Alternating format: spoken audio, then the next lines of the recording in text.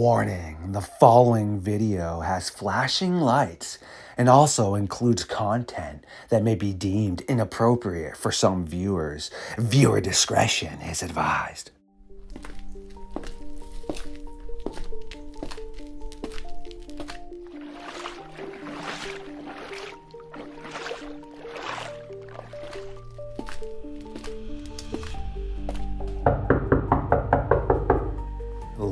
Hampel, yes. Again, it is time for us to dive in to the infamous beast of Bray Road.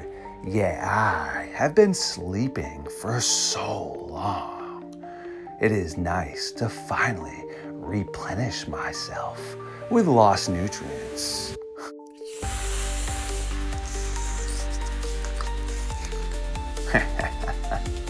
Absolutely excellent. Now that Lee has released me from my shackles, it is once again time for us to take a walk into the madness known as the Dogman phenomenon.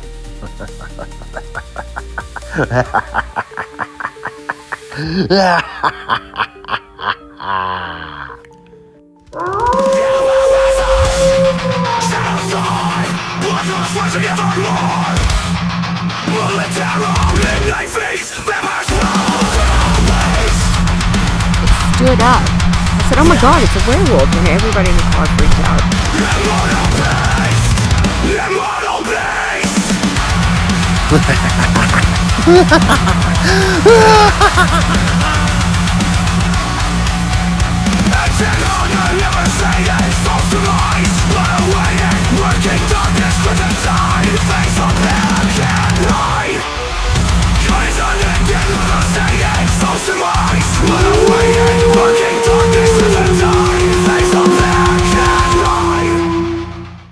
My creatures of the night. Yes, once again, you are tuning in to Midnight Lycanthropy on LordeStarfox Radio. We, again, of course, have Lee Hampel, who's already snuck by my guards and sitting around the late night fire, setting it up for us with some more interesting information about the Beast of Bray Road. Because if you do tune in, you know Lee is a bi-weekly host. He does have a farm right on the infamous Bray Road. So we've been diving into a lot of his interesting encounters, his knowledge, and some images. Again, this is what we will be digging around. You are officially tuning in to the Midnight Society Stomping Ground. Lee, my friend, how you been? Excellent, very good. And we've had good weather here. The spring's coming, and spring springs eternally, I guess. And so we're looking forward to spring and summer, and lots of activity at the farm, both in hauling hay and in the beast. So thank you for having me again. Oh, of course. Sounds like you're busy. That's what friends are for. I definitely appreciate your time. Love hearing from you just in general to see what you've been up to. Yet you are also part of our research team here. So it's always excellent on the other spectrum to be able to hear what you have to say about this Beast of Bray Roads. It is a good double-edged sword. I appreciate you. Well, thank you. I enjoy being on your show. It's a very enjoyable time, and enjoy talking with you. Same to you. I appreciate it. Very kind words, my friend. Hopefully your viewers enjoy it also. They do. I mean, I'm still a little smaller YouTube thread here. We're growing, but yes, our podcasts do good for my numbers for sure. People definitely have been liking them, sharing them around. It's definitely imperative to get out that good information. As I grow, then your evidence and your story grows as well, my friend. It's a win-win, right? Absolutely. Excellent. Well, I am going to hand you over the mic, my friend, because to the audience, yes, just like all our other episodes with Lee, he is going to take center stage and explain to us some of these images and what's going on and really give us a breakdown as you are able to visually see what is occurring. So let's do this. Yeah, hi. I believe last time we talked about the beast and his interaction with me from the standpoint of turning my cameras. I believe we talked about, and we talked about the hitting my truck with a stick. Yep. And I think that, and he put his handprint on my trailer right while I was, putting bales of 1,100-pound bales of hay on my truck and trailer, and in between the time I put a bale on my truck and then went over to get another bale, approximately 10 minutes, come back, and the snow on my trailer had a handprint on it. So he is, that interaction is very strange for any type of animal, and I think it does express a large amount of intelligence and just interaction. I mean, he does these interaction things and seems to enjoy them, and we're going to pursue that more today. I think the first picture you have, I'm looking at a to the right is a round bale sitting on its end. Now, I had approximately 150 of these bales in my field at one time, and they're laid down flat. The coming out of the round baler, they're laid on its side, which is now it's on its end, which is totally incorrect. And that bale weighs 1,100 pounds. So if you go back to the first picture now, you can see the bale on the right. There's just a portion of the bale. Yes. And to the left of that, you see a bare spot. Yes. Okay, that bare spot is 6 feet away from that bale. And in between, if you zoom in or look at it, is simply hay. It's not, and it's just been, just the normal hay is in between there, and there's no evidence of how this bale got from on its side 6 feet away on its end. That's a 1,100-pound bale. I mean, this is, two guys can roll it and then kind of set it up, but there's no the ground, the grass, the hay is not disturbed. This happened in November of 2024. I mean, I went out to pick up my hay bales, and bring them up to my barn, which is, my field, my 35-acre field.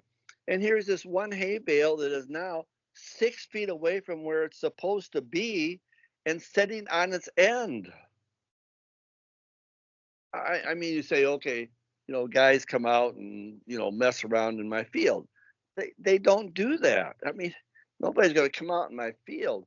Two guys can roll them, and two strong guys can maybe set them on end.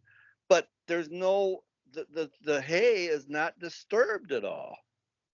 That bale was not rolled from point A, which is the brown area to the left, over to point B, where it's now sitting on its end. That's implausible. There, my tractor couldn't even do that. My tractor has a spear on it, and I spear the bale when it's on its side and lift it up. Well, I can't get it on its end. This is just not feasible. Yeah, that's really bizarre stuff right there for sure. What the heck? And if we go to the third picture, is one where the where the bale had been laying for approximately probably 4 weeks. They can be out in the field and they have this wrap around them, and it protects them from the rain. And you see them out in the field in any place, Maine or all over. And yes. And now again, you can see very clearly that there's no disturbance from point A where the hay has been dark and has been just brown right there where it had been laying, over to now where the bale is at. Look at all the grass, all the hay is still standing straight up. What the heck? Yes. Bizarre again, eh? And look around the bale itself. The hay is, right, growing right up next to the bale. That bale, Starfox, was picked up, 1,100-pound bale, picked up, turned 90 degrees, and set down 6 feet away without any disturbance of the ground. What do you mean, Lee? You can't just do that yourself? That's crazy. Wow. And who would take that energy just to come do that, first off, on your property for fun? And second off, like you said, you can't just show up on people's properties. That's a good way to get blasted. It weighs a half a ton. It's 1,100-pound bale. That's crazy. Who's going to pick that up? I mean, it's 6 feet across. I mean, a person can't do that. No. And can the bees do that? I mean, there's so many questions about this particular picture you're looking at right there, because it's impossible for any person to do that, to move that bale over 6 feet and put it on its end, not roll it because the grass is not disturbed, and set it on its end and just set it down into the hay. Okay. Do we have a craft above? Can it levitate things? I mean, right? This bale. I know I'm stuttering here, but when I saw this live out in my field and I walked over and looked at it, I was beyond belief of how any way this bale got moved to that location and turned 90 degrees and put on its side. There were absolutely no tractor marks. There were no tire marks. There was no disturbance of the grass whatsoever. No, there's no disturbance of the grass. If you zoom in there, the grass right in between the bale and that dark spot, which is where it had been laying, there's blades. There's some grass that had already died. It's brown. If you rolled it over that, it would be crunched way down because it's dead. This is in November of 2024. There's brome grass, timothy, orchard grass, and clover. And you can see the brown ones are standing up taller. They're in between the bale and where it had been deposited by the baler. Yes, again, so many more questions. I was talking to my science team about this last night, actually, about how I did refer to you as well, just about the track pattern of if they're walking, straight up like military style perfectly and then spreading off to conceal their numbers, or did it just manifest and it can only be here for a bit, which is why the tracks just dissipate. And I mean, now you have these huge pieces of hay that are just moving themselves, and the more it kind of unfolds, the more confusing it gets, for sure, my friend. Oh, yes, because I have had trees broken off in my woods right there, 6 to 8 feet up in the air. And those are 6-inch, 8-inch trees just broken off, and the top of those trees moved over about 10, 15 feet and put into a pile from the 3 trees that were broke off. So it has some type of whatever, if this is a UFO, I have pictures of UFOs. If this is a UFO that has some type of ability to pick up large objects and move them, or to break trees off, but this is really bizarre because there's no feasible way that we have anything that could do this out in my hayfield. But we got the next picture. Oh, okay. Now I'm on the 4th picture. Yes. Okay, now if you go to the left side, the right side is similar to the one we just had. And you can see in the background, see how the bales are laying on their side. See them in the background? Yes. That's how this bale was and should be. Well, there's 60, 50, 60 bales out there. Why? And then you look at your picture, the picture I have on the left. Now, that is a close-up, and I laid down a ruler. See the ruler there? Yes. See the ruler? It's a 6 feet away. Now, the other thing about this is, if 2, 3 guys would take and roll it away from the dark spot where it had been laying, okay, we got to visualize this geometry. You would roll it away from there 6 feet. Okay. And then tip it on end. Can you visualize that, Star? Yes. Okay, roll it and tip it on end. Now, it would not be in line with the dark spot. It would be to one side or the other side, because this is, I put that, and I'll use the term perpendicular bisector. I put that ruler on the perpendicular bisector of the dark spot on the bottom, and it lined up right with the bale. So if you would roll it, physically roll it, and then tip it on end, it would be askew. It would go either way to the left or way to the right. As you roll it on its end, it's going to move away from the center of the area where it was. It would not be on the perpendicular bisector, which is strong evidence that this bale was picked up, 1,100 pounds, over half a ton, picked up, turned 90 degrees, and set back down 6 feet away. It's pretty hard to fathom how that would all properly unfold, eh? Oh, yes, it's extremely difficult to fathom. I understand they're looking at it with probably the most puzzled look I've ever had on my face, because I'm looking at this and I know, first of all, nobody's been out in my field and nobody could do this. Second of all, if somebody did have some type of a clamping mechanism, if you had a clamping mechanism that would clamp both sides of the bale, some of those where they cut, you see them cut down big trees, they clamp onto the trees and they turn it. Mm-hmm. If you had some type of a implement that could do that, you could have clamped on that bale and then moved it 6 feet and turned it. But first of all, no farmers have those. Those are for trees and things of that type. We have all the farmers that I know that move these bales. You have on your tractor or on your skid loader, you have a long spear, and you spear the bale on the side, then elevate it, pick it up, and set it on. Well, like I did last time, I set it on the trailer, and they would have some pictures of how I have that tractor.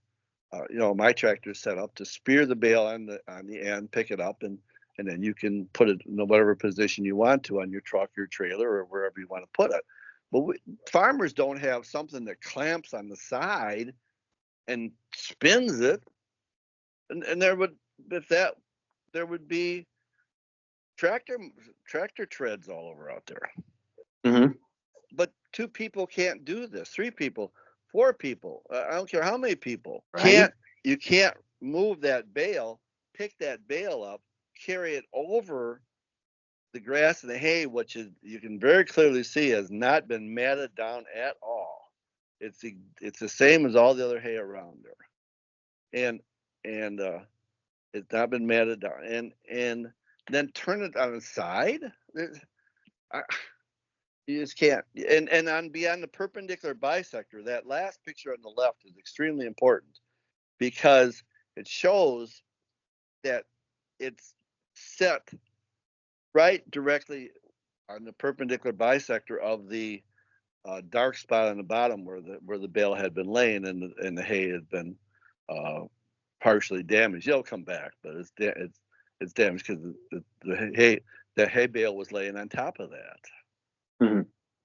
I mean, okay, so you hear these things, they levitate cows, or people get taken up in the air, or I sometimes people see, I guess, cows going up in the air, or something. But why would they take this one bale of hay, pick it up, turn it 90 degrees, and set it back down with some type of technology? I mean, this is 1,100-pound bale of hay. I mean, I don't know if I'm getting a part, but realize what really happened there. This bale was picked up, turned 90 degrees, and set back down 6 feet away. What levitation powers does the beast have? This levitation powers? Is there a UFO that has some type of a beam that comes down? I mean, if it can pick up 1,100-pound bale and move it 6 feet for the heck of it, and I'm walking around in the field, phew, I weigh 230 pounds. Jeez. Yes, what the heck? That it doesn't even make logical sense, as you said, for sure. No, totally impossible, of course, for us to duplicate it. I mean, could we get an implement out there? As I said, yes, some type of tree type thing that would clamp on it and turn it, and turn it 90 degrees and rotate it 90 degrees. But there's no tractor marks. Nobody has those. Nobody has those type of implements in my farming area. Those are for doing trees and stuff. We don't have lumber, lumber harvesting in Elkhorn, Wisconsin. I could see how that would not necessarily be the biggest industry for you, because if you have a lot of farmland and flat, yes, I could see how that would not make sense. No, there's no industry. There's no farming. There's no lumber industry in southern Wisconsin. Northern Wisconsin has lumber industry, but not southern Wisconsin. Which again just makes this even more bizarre. I think just as we talk more and the way you have had things unfold, I mean, seemingly from my observation, it's no different than the stick chucking or standing in front of the door in the light just so you could see the silhouette. I don't know, or putting his handprint down and now tipping this over somehow. It kind of seems like it's still trolling you, man. Yeah, messing with me, trolling me. Yes, and there's many other instances where he's hit my shed with rocks while I've been inside, and many people have been inside, and he hits the rocks with sheds. You run outside, and there's nothing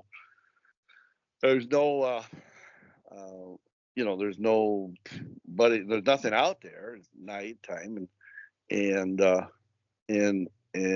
there's usually a small, good sized throwing rock laying right where where it hit the shed, and the shed's got a little dent in it. So, and it's gone. I mean, that's happened numerous times. Hand slaps on the shed while you're inside of it, like 8 feet off the ground, a pow, and my neighbor, he I think a year or so ago, he came. I was over there talking with him, and he's like, his shop is probably about 500-600 feet from my barn, and he said, "So you had any visitors lately?" And I go, "Well, no. Why? What happened?" And he goes, "I was in my shop working at 9 o'clock at night, and this would have been in the fall, so it was dark." And he said, "That damn thing, it hit on the end of my shop about 8 feet up in the ground, and I thought, who's messing with me? Somebody's hoaxing me. Somebody's messing with me." So I went out there with my flashlight and gonna, laugh. My buddy's gonna laugh at me for, thinking that, that was the beast hit it. And I said, "So was your buddy out there?" He goes, "No, my buddy wasn't out there. No, there's nobody out there." So I went back in the shop and called my wife, and I said, "I'm not coming. I'm not coming out. Bring the car out and pick me up," he said. And I said, "So what do you do now?" I said, "At dark, I don't work in my shop after dark anymore." So not only with me, but with my neighbor right there. He messes with too. Trolls. Interesting. It's definitely bizarre. Well, probably not the coolest for both of you to experience that. Quick question. Does your wife, how does she feel about all this? Has she personally ever had any interactions, or does she just try to keep a distance? No, she goes up there, but she'll go get hay and things of that type. We have 4 dogs here in Wakanda, Illinois, and she always takes 2 of the dogs with her to just she views that if they start barking or reacting, then she would take notice of that. That has not occurred, but she does take the 2 dogs and is cautious. She goes into the shed and loads the hay on, and into my barn and loads the hay on and drives out. So she doesn't stay very long. And like I think I told you last time, or one time maybe, or my neighbor, another neighbor, she would walk on my property. Did I tell you that? And she had a dog. I'm not sure if you did mention that. If you want to touch base on that real quick before you talk some more about some images, let's fire. Sure. 2016, I got some pretty good images of a really large figure out in my field. So I took them over to her, and I said, I just want to let you know I have cameras out, and nobody knew I had cameras out from 2013 to 2016. This was the first time I told anybody I had cameras out. And I said, and she had lived in that right there she grew up there, and then she bought the farm buildings back again. And I said, I want to show these pictures. I said, I got a picture of a very large figure in the back part of my field. Oh, she goes, oh yeah, I know. She said, yeah. And I said, I said, you walk out there. She said, well, yeah, but I don't. If the dog doesn't go, then I don't go. So she was dependent on the dog. The dog was hesitant to go out into the field, then she wouldn't go for her walk, because she always took her dog with her. Yeah, I could see how potentially that would be a little bit discouraging if, she had normal time frames with her dog out there, and all of a sudden the dog's like, yeah, I don't think I want to head out there anymore. Yeah, that'd be a little bit discouraging for sure. Huh? Well, then she just would move back to the house. She would go back to the house and discontinue her walk, or not go on her walk. So, I mean, everybody around me, my farm, probably you take 2-3 miles around me, they do take certain precautions, that because of the beast. My friend was talking with a hunter, and he's talking about how to hunt deer. He said, well, you go out like 4 o'clock in the morning, you get in your deer stand, and want to get twilight. That's the best time, or for the deer to come. They'll be coming back or going out to their hairy areas to eat, and they're moving at twilight time. And they've been sleeping in the woods. They'll move out in to the hay fields or to eat grass. He said, so that's the best time. But he said, oh no, but around the Elkhorn area, we don't go out till 6 because of the beast. So here, even hunters change their behavior to accommodate the beast of Bray Road. That is so creepy, per se. Yeah, interesting. Yeah. And I would like to say cool, but when that occurs to people, you have to be careful, because sometimes, it wasn't cool for them, but it's just, I find things like, a quick example, on one of my other podcasts that we were talking about the giant Congolese spider called the Jabaphofi. I find that to be so cool and so interesting. Yet, obviously, people that have encountered it, where it's a giant poisonous spider per se, don't think it's very cool. Yet I find it fascinating. So, same thing with what you're referring to. Obviously, when you're dealing with it, well, it's probably not so cool. I kind of, I guess, have the attitude like Linda used to have, rest in peace, Miss Godfrey, where she always thought it was cool or special that people had seen it and she never got a chance to. But a lot of people are like, yeah, I don't know if you want to see it.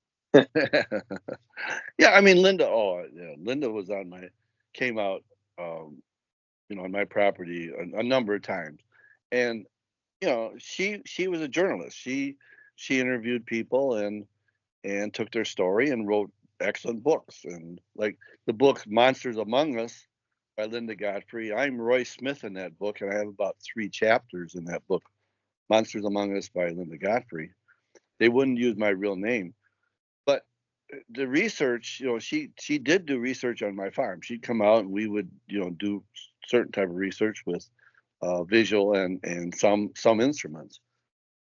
But Linda was an excellent writer and very, very good literary skills, and she was, wow, yeah, did a huge job. She did. Straight up amazing stuff. And she also had some really interesting encounters of it looking to be potentially paranormal. And some of the things now you're talking about just adds a whole nother layer of bizarre questions. Well, you have some more images you'd like to touch base on tonight before we let you go, huh? We're gonna continue this week with the uh, interaction, or whatever you want to call it. Um, messing with me, right? Messing with me. Okay, so now we have the first picture and we have a bright light, correct? Yes. Start with the story, right? Okay, so in July of 2017, I was coming back from Elkhorn, and many times to come back to my farm, I bring Bray Road. I can take Bray Road or Bowers Road and then come around to my farm.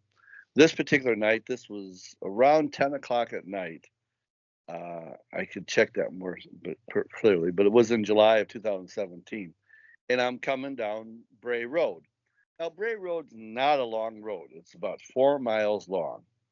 And I have been hit with a rock on Bray Road late at night out of a cornfield, and really no kids out in the cornfield throwing rocks at, waiting for some truck to come along and throw rocks at,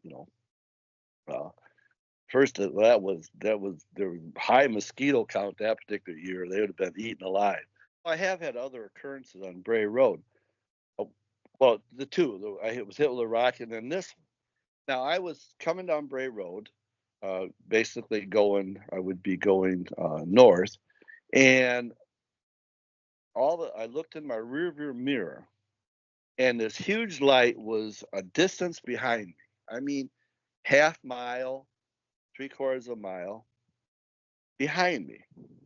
No other lights. I mean, there were some farm lights, but no other lights. And I couldn't say if it was on the road or off the road, but I'm looking at this huge bright light is behind me. What is that thing? What's that bright light coming? What is it coming?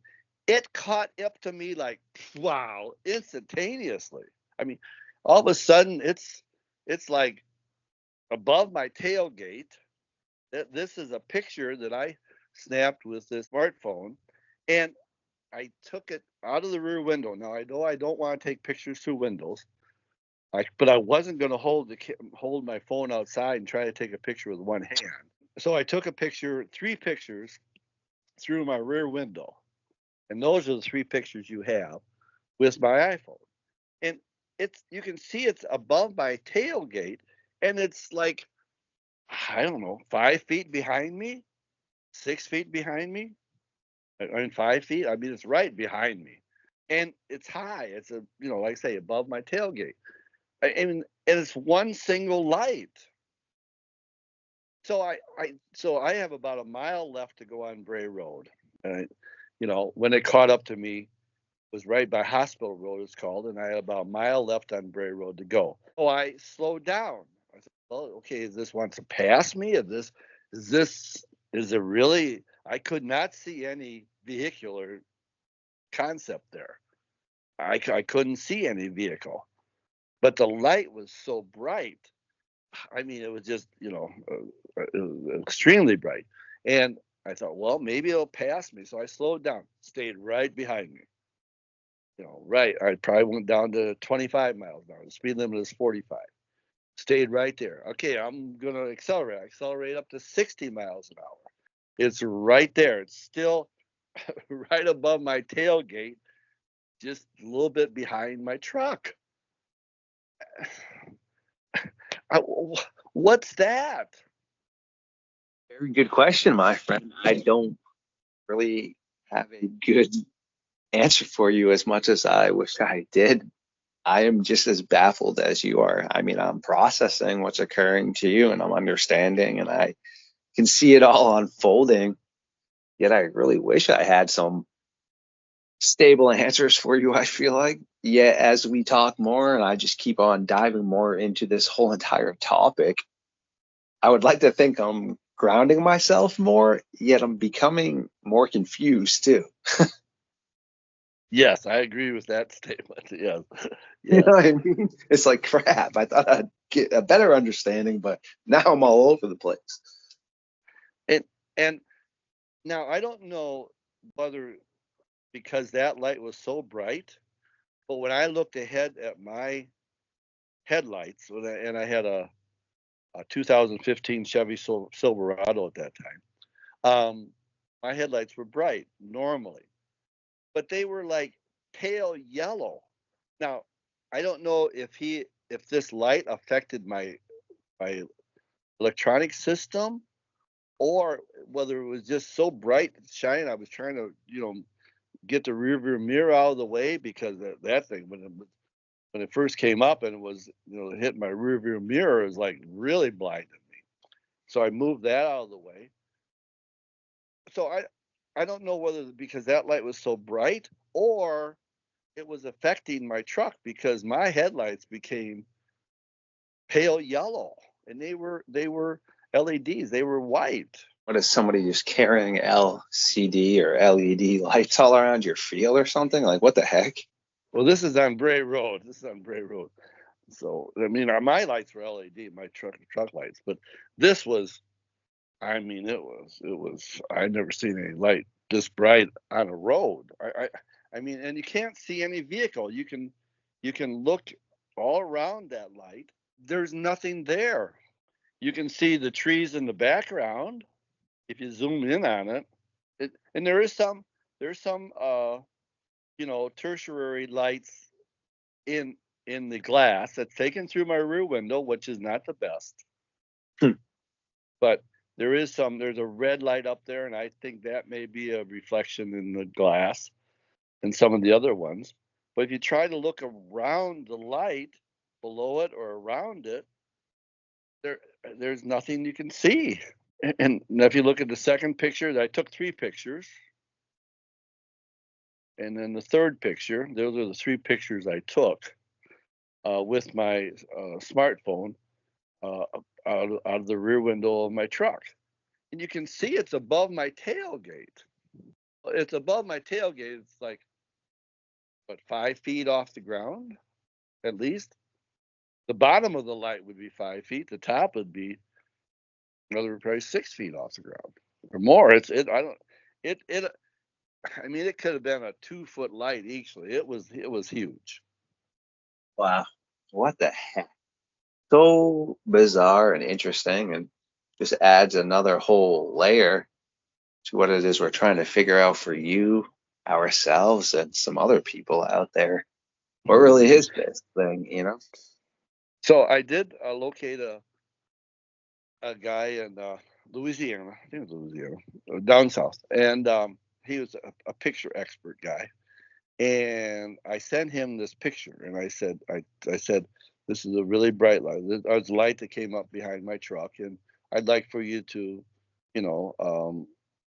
is there anything associated with it? Do you see a vehicle with it, or do what can you do anything to edit it, and can you tell me what it is? So now if we go to the next picture, where it's like a 3D picture. Yes. Okay, you see that? This is what he sent me back. The photo expert I'm pretty sure Louisiana. This is what he sent me back. and said it is by the projection. If you look at it, it almost looks like a heart shape in that picture.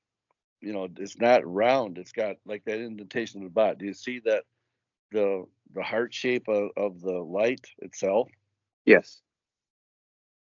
He said it is it is extremely bright. He said by the amount of 3D effect it has, which he would be the expert in that.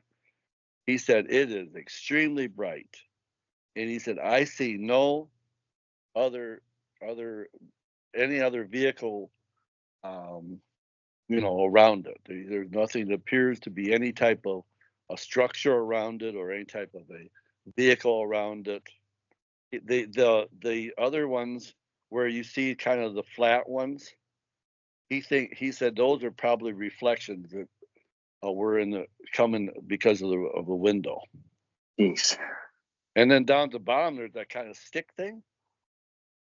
He said, Yes. He said, I don't know what that is. Is that part of it? He said, I don't know what that is, he said.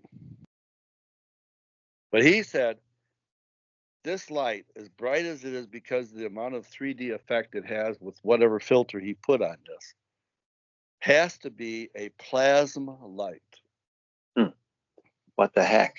Do you know what plasma light is? I mean, it's again, assumptions aren't good. I would assume it has similar aspects of like a plasma TV and putting out that same type of light, source. It requires electricity. It requires a power source. Yes, yeah. It's not something you can just. This isn't Halo, with the Covenant plasma rifle that you can just bust out. Halo's like a video game I used to play. Yeah, exactly. And he said it's just that's how bright it has to be. He said I don't have anything else that would be able, that bright and that focused. He said it has to be a plasma light. Hey, have you heard of plasma lights chasing people down roads? I have not. Well, and that'd be some pretty high technology for somebody to just have. I mean, even if they were paranormal researchers or such, that's some pretty hefty stuff. I mean, you would have to have some pretty deep pockets to even have a way to get that. And I don't even know how easy plasma lighting would be for the general public. So yeah, that's straight up bizarre. Oh no, it's impossible. I think. Check with your science experts and see. Now that you have the story behind this, and check with your science experts and see, what it would entail to have a plasma light be able to accelerate, decelerate.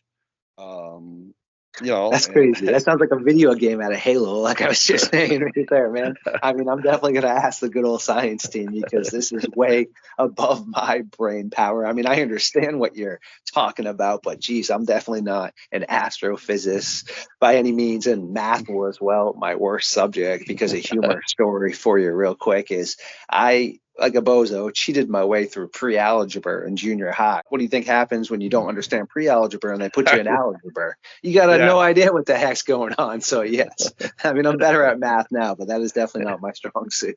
and you didn't have me as a teacher. We'd have got you. We'd have taught you algebra. So, but no, that would have been good. Yeah, I wish I had the willingness that I have now to learn back in high school, but also again, it's different, I suppose, because I'm getting to learn about things I enjoy. Whereas when I was back in school, they're forcing you potentially to learn about something that you don't understand. But moral of the whole thing is knowledge is great. Don't try to cheat out there. There's levels of reasonings for that. If you're going to have algebra to graduate, you kind of get through pre-algebra first. And then, if you can't do that, you're in some trouble because I sure as heck was. Well, yeah, I think it was Euclid or Socrates, one of them in about 300 BC. Euclid, of course, created geometry that we use today. One of their quotes was, education is a wonderful thing. Too bad it is wasted on our youth. That was around 300 BC that quote came from one of those philosophers and mathematicians back at that time. So, Excellent. were you looking at a light figure or? Yes. Okay, we're looking at a light figure. Okay, that's me. And I was at various times, I'll just check the cameras I have out. I'll walk in front of them, and I always walk in front of them when I pick them up to see if they're working, make sure they're working, and or when I put them out, I walk in front of them to make sure they're working. And this one here was I wanted to make sure it was working at night. Now this is on August 30th, 2023. And I wanted to make sure this camera was taking night pictures, So I said, well, I'm going to check that camera. I'll walk in front of it and then I'll check the SD card and see what, make sure it's taking pictures adequately at night. Well, it did take pictures fine, except for this one. This is me walking past the camera, and I put my arms out to make sure I would activate the motion and the heat of the camera. But why am I illuminated? Why am I a light figure? Good question. I mean, have you been hanging out with Black Adam and The Rock lately? Because if you haven't, then I don't really have any sort of logical reasoning or answer for you, my friend. I don't think so. I don't think I've been hanging out with these little guys. Well, that takes away the superpowers then, exactly. I know. I mean, it starts to make you a little bit worried, because am I getting zapped, or am I getting what energy could be present in me that is that my aura but these cameras can't take pictures of auras. I mean, wow. This is a game camera. That's what the game camera saw. Humorous note again, I want to say, what the heck? I mean, what is this? Mortal Kombat? Your soul is mine. I don't know. I mean, is this like you said, your aura, your soul is, I mean, on a very straightforward note, though, if it was something that was zapping you, I'd think, or if it was something of dire need, I think your doctors would have picked that up by now. But it is, again, like you said, really bizarre. Meaning if you had, I don't know, radiation coming off you or something, or some sort of strange like electrical impulse. I mean, when they would, do your normal tests and stuff at your doctors, they would definitely pick up on that. But I mean, it as you just are showing right here, what is happening though, Yeah. I mean, this is just, and it took other pictures just fine. And I've been in front of the camera many times, and it's taken pictures just fine, But this particular one, you can see, if you look, you can see my image within the light. I mean, if somebody else would have been looking at me, would I have been all lit up like that? Or, I mean, that's a game camera. It takes pictures of deer and coyotes. I mean, it's just so strange, That is really strange. I guess that's a interesting test you could try now here, see if someone maybe can't have the same viewpoint between your game cam and yourself, and try to, maybe reenact that scenario and see. I have, and it's taken perfect pictures of me. That camera has taken perfect pictures of me since this time. It's just that one time, eh? Yeah.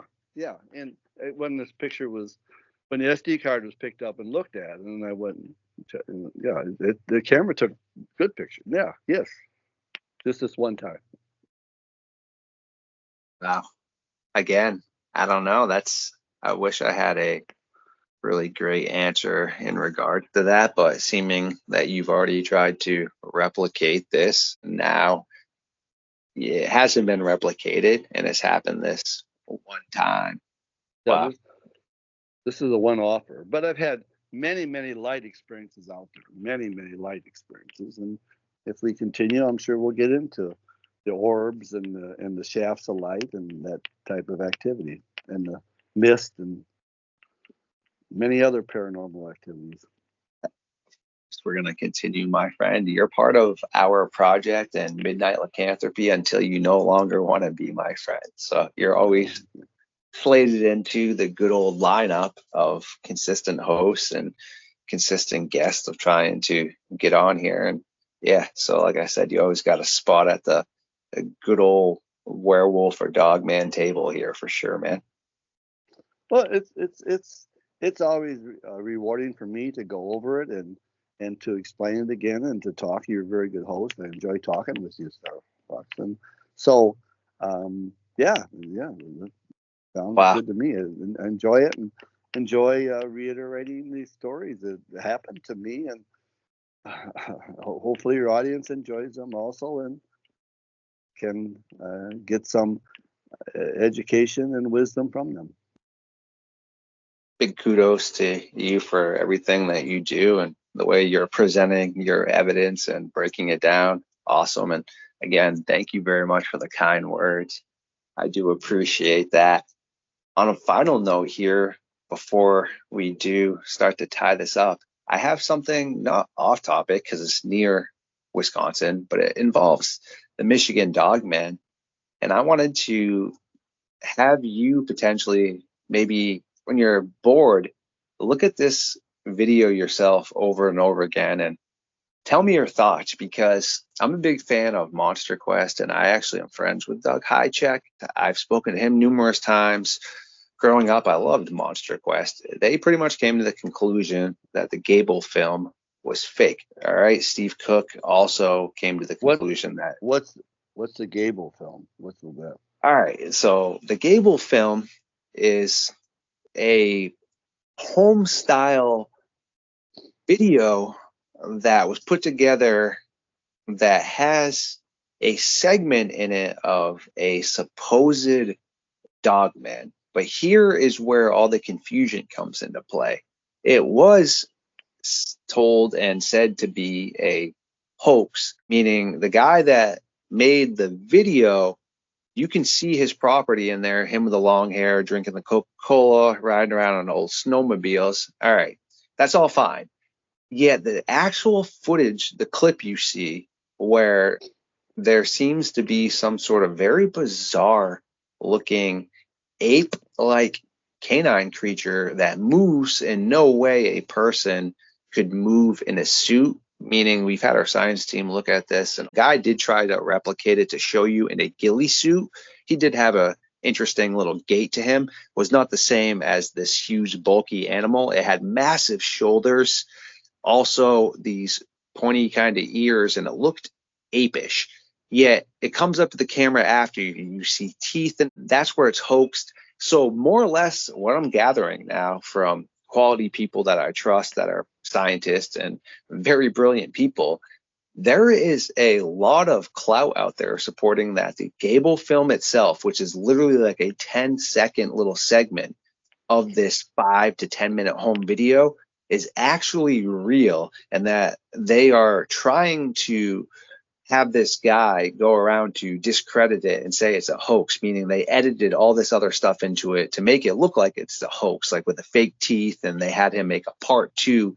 But the dang footage that, like I said, that 10-second little segment is so out of place in that video. And I just think it's something you diving into the Beast of Bray Road might be really interested in checking out that footage, because like I said, everything else in the Gable film is fake. Okay, the guy riding around with his kid on the snowmobiles, he made all of that. We've come to that conclusion. But like I said, there is a segment in there that is like a 4 to 10 second segment, I believe, might be a little longer, but that is the part we think is real, not the teeth you see after and the rest of it, just that little segment in there. And as we finish up tonight, I can send you a link to that.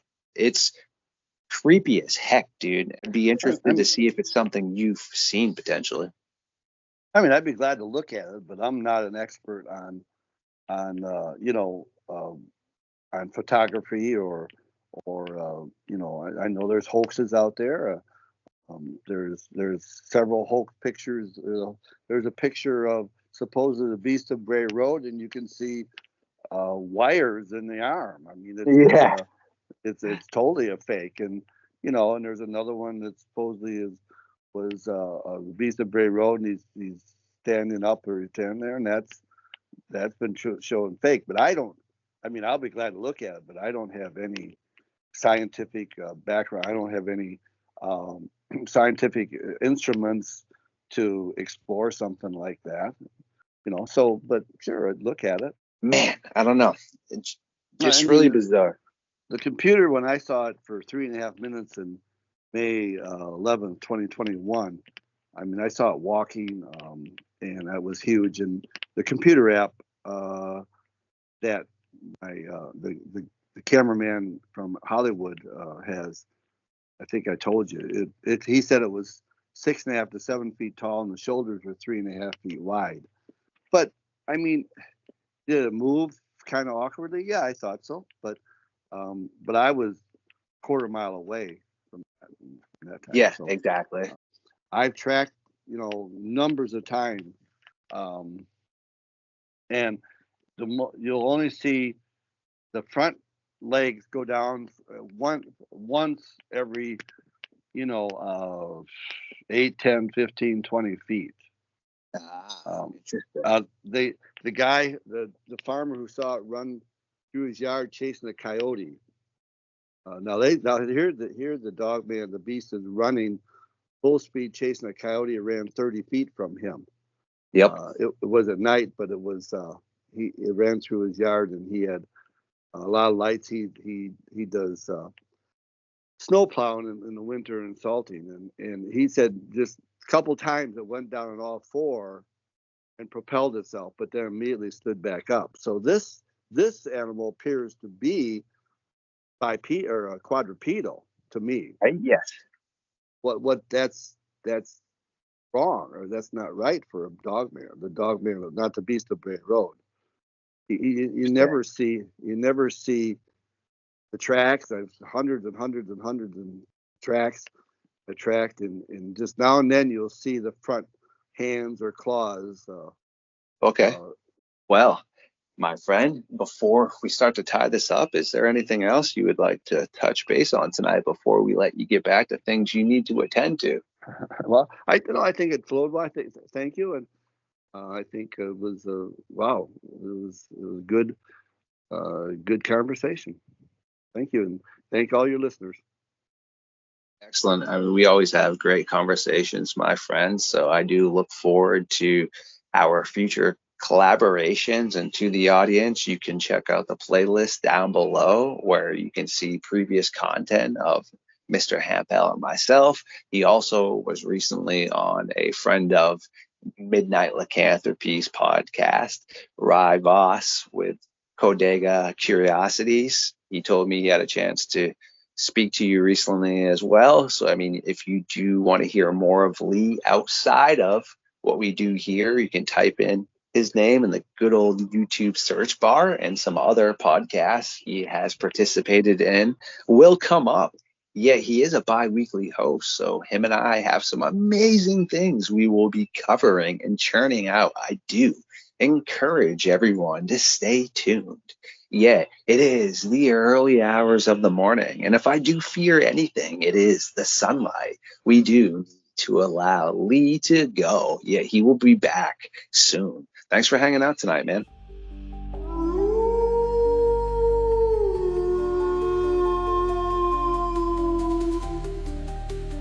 Ooh, my creatures of the night, you legends, you. I do adore every single one of you. And thank you for hanging out with us tonight. Please like, comment, subscribe, share the truth to the algorithm.